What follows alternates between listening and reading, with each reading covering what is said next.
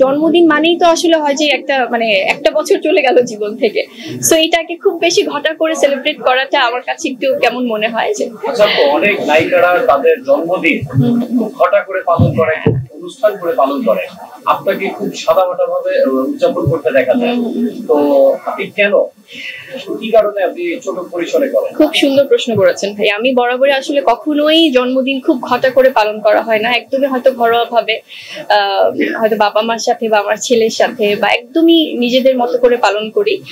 আর shooting ফ্লোরে থাকলে shooting ইউনিটে সবাই হয়তো নিজেদের মতো করে কেক কেটে সেলিব্রেট করছে।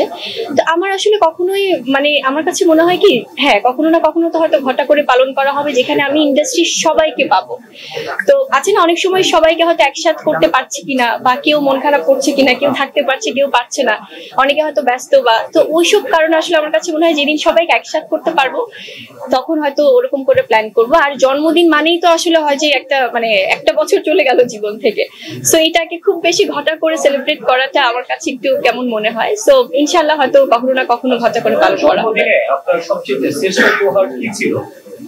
অবশ্যই আমার সন্তান শেহজাদ খান বীর, ওর শুভকামনা। কারণ ও এখন এত ছোট, বাট তারপরও যে সে নিজের মতো করে ফিলটা বোঝাতে পারে আমাকে, বা ট্রাই করে, বা তার মতো করে ইমোশনটা আমাকে বোঝাতে চায়, এটা এখন পর্যন্ত শ্রেষ্ঠ পাওয়া আমি বলবো।